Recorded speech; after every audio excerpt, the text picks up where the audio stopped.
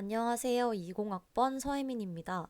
4차 산업혁명과 경영, 턴 프로젝트 최종 발표를 시작하겠습니다. 저는 데이터 사이언스에 대해 사례 연구를 해보았습니다. 기술조사 대표 사례조사, 산업 발전 방향 및 영향력 분석 순으로 발표하도록 하겠습니다. 우선 기술에 대한 조사입니다.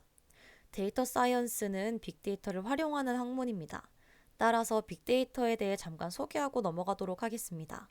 빅데이터는 언어 그대로 용량과 복잡성이 증가하여 기존의 처리 분석으로는 얻을 수 없었던 통찰과 가치를 창출할 수 있는 학문입니다.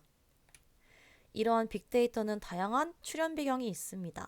크게 세 가지로 나눌 수 있는데 그중 첫 번째로 거대한 가치 창출이 가능할 만큼 충분한 규모에 도달하여 양질 전환 법칙이 충족되어 산업계 환경이 변화하였습니다. 그리고 학문 분야가 증가되어 기술 아키텍처 및 통계 도구들이 발전하게 되면서 학계의 환경도 변화하였고 마지막으로 디지털화되어 저장 기술이 발전하고 클라우드 컴퓨팅이 보편화되면서 관련 기술의 발전 또한 이루어져 빅데이터가 출현하게 되었습니다. 이 산업을 위해 데이터, 새로운 기술이 필요할 뿐만이 아니라 관련 기술을 익힌 인재가 필요하고 데이터 중심 조직으로의 변화도 필요합니다. 그럼 본격적으로 데이터 사이언스에 대해 말씀드리겠습니다. 데이터 사이언스는 의미 있는 정보를 추출해내는 학문입니다. 데이터를 효과적으로 구현하고 전달하는 과정까지 포함한다는 점에서 데이터 분석과 차이가 있습니다. 데이터 사이언스는 이론적 지식 및 기술적인 방면인 하드 스킬뿐만 아니라 커뮤니케이션과 같은 인문학적 소양과 관련된 소프트 스킬도 요구됩니다. 데이터 사이언스를 통해 데이터를 창의적으로 조합하게 되면서 데이터 활용 방식이 발전하게 되었습니다. 기존에 없던 가치를 창출하기도 하고 새로운 분석 기법이 등장하기도 하여 많은 사회의 발전에 기여합니다. 이러한 발전으로 인해 기존 사업자에게 경쟁 우위를 제공해 진입장벽과 같은 역할을 하기도 합니다. 다음은 조사한 대표 사례에 대해 말씀드리겠습니다. 저는 데이터 사이언스가 활용되는 사례로 금융산업에 대해 조사해봤습니다. 신용평가 스코어링, 투자기회 발견 및 동향 예측, 금융사기 탐지, 개인화된 금융상품 조언, 자동화된 금융거래 실행, 금융 리스크 모니터링 및 대응 등 다양한 금융 분야에서 데이터 사이언스를 활용하고 있었습니다. 그 중에서 저는 신용평가 스코어링에 대해 중점적으로 조사해봤습니다. 우선 신용평가 스코어링 모델은 다음과 같은 흐름을 기반으로 구축됩니다. 데이터를 수집하고 이용한 변수들을 가공한 후 훈련시킨 모델을 활용해 의사결정을 합니다. 이렇게 사용된 모델은 주기적으로 갱신하여 변화하는 신용 동향을 반영합니다. 실제로 카카오에서 데이터 사이언스에 대해 활용하고 있는 대한신용평가 모델인 카카오뱅크 스코어에 대해 소개하겠습니다. 카카오뱅크 스코어는 중저신용자와 금융이력이 부족한 고객들의 신용을 평가하기 위해 고안된 모델입니다. 금융정보뿐만 아니라 우량한 미금융 정보를 추가로 확인하여 고객의 활동성과 생활습관을 더 자세히 파악할 수 있다는 장점이 있습니다. 이러한 정보들로 고객을 세분화해 대출 가능 고객을 확대할 수 있었습니다.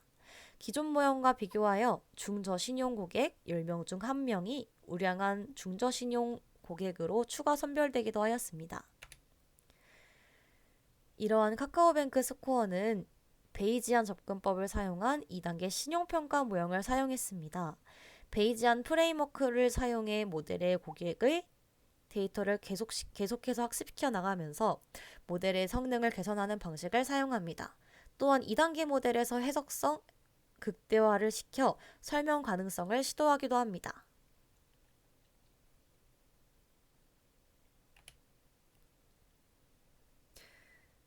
이 모델에 대해 자세히 살펴보도록 하겠습니다. 1단계 모델에서는 사용자 행위 유형에 따라 여러 정보 영역으로 구분해 특징을 선택한 후 정보 가중치를 나타내어 결합된 변수를 구성합니다. 이때 정보 가중치는 선형 회귀의 추정 계수와 같은데 이 점이 특성의 설명력입니다. 이때 특성의 잡음 분산이 크면 정보의 신뢰성이 낮고 가중치가 작습니다. 2단계 모델에서는 1단계 모델에서 얻은 변수를 사용해 로지스틱 회귀 모형을 개발합니다. 저는 이 모델이 성공할 수 있었던 요인을 크게 네 가지로 분류해 봤습니다. 로지스틱 회귀 모형을 사용해 예측성을 더했고, 금융 정보뿐만 아니라 다양한 종합 정보를 사용해 활동성과 생활 습관을 파악할 수 있었습니다.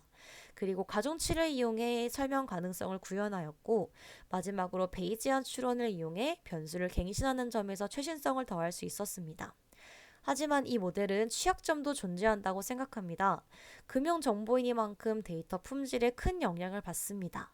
또한 민감할 수 있는 개인정보가 포함되므로 알고리즘이 불투명할 수 있어 고객의 신용을 파악하는 요소가 무엇인지 신뢰하기 어려울 수 있습니다. 또한 갑자기 발생한 이벤트성 정보를 고려하지 못하므로 이러한 수치들이 모델 학습에 큰 영향을 줄 수 있습니다. 저는 이 모델의 성공 요인에 초점을 맞추어 금융의 다른 분야인 사기 탐지 분야의 이 모델을 참고하여 새로운 사례를 제안해 보았습니다. 카카오 스코어 모델처럼 다양한 정보들을 모델에 입력하여 금융 사기를 탐지할 수 있다는 것이 주 아이디어입니다. 고객 데이터를 클러스터링하여 모델을 구축한 다음에 발생한 금융 정보를 모델에 대입하였을 때 이 정보가 이상치라고 판별되면 금융 사기일 가능성이 있다고 모델링 방향을 설정하였습니다. 크게 차이점만 구분해 보겠습니다. 카카오 스코어에서는 신용을 판별하고 제가 제안한 모델에서는 사기 여부를 판별한다는 점에서 가장 큰 차이점을 보입니다. 베이지안 프레임워크를 활용해 카카오 스코어에서는 목표 변수에 계속해서 결합을 했다면 제가 제안한 모델에서는 이상치로 발생하는 부분을 제거시키는 방향으로 생각해 보았습니다. 1단계 모델에서 카카오 스코어는 행위 유형에 따라 특징이 구분되었지만 제안 모델에서는 개별의 금융 이용 유형에 따라 특징이 구분됩니다. 2단계 모델에서는 카카오 스코어는 선형 결합을 하여 미분 변수를 사용해 로지스틱 회귀 모델을 구축했다면 제안 모델에서는 클러스터링으로 이상치를 판별합니다. 따라서 카카오 스코어에서는 설명성을 가중치로 제가 제안한 모델에서는 설명성을 클러스터링 군집으로 가질 수 있습니다. 이는 어려운 용어가 좀 많았기 때문에 이해가 쉽도록 간단히 그림으로 표현해봤습니다. 자, 우선 베이지안 추론에 의한 파생 변수는 왼쪽에 있는 카카오뱅크 스코어에서는 이렇게 추가된 결합된 모습을 볼 수 있고, 오른쪽에 금융 사기 탐지 활용 사례 제가 제안한 모델에서는 제거된 모습을 볼 수 있습니다. 그리고 로지스틱 회귀랑 클러스터링이 뭔지 모르시는 분들을 위해서 간단하게 그림 설명을 덧붙여 두었습니다. 다음은 산업 발전 방향 및 영향력 분석입니다. 빅데이터에 의해 변화되는 내용입니다. 이전에는 저장 공간이 부족해 필요한 정보만 수집하고 분석을 했다면 현재는 모든 정보를 활용해 다양한 가능성을 열어두고 여러 방식으로 조합해 숨은 정보를 발견합니다. 따라서 이전에는 아무래도 표본으로 조사를 했다면 현재는 전수조사, 즉 모든 데이터를 활용한 조사로 이렇게 변화된 모습을 볼 수 있습니다. 데이터가 지속적으로 추가될 때 통계적으로 양질의 정보가 더 많고 불량 정보가 더 적기 때문에 좋은 결과 산출에 긍정적일 수 있다는 시각입니다. 그리고 이론에 기초한 인과관계가 아닌 이유를 몰라도 상관성을 분석하는 상관관계만으로도 분석이 가능해집니다. 이 덕분에 모델을 먼저 구축하고 문제를 정의하는 방식도 가능해지는데 순차 모델이 아닌 먼저 모델을 구축을 한 다음에 문제점을 정의하는 역순차 모델의 모델링도 가능해집니다. 데이터 사이언스는 더 이상 과학뿐만이 아닌 인문과의 교차로 역할로도 작용을 합니다.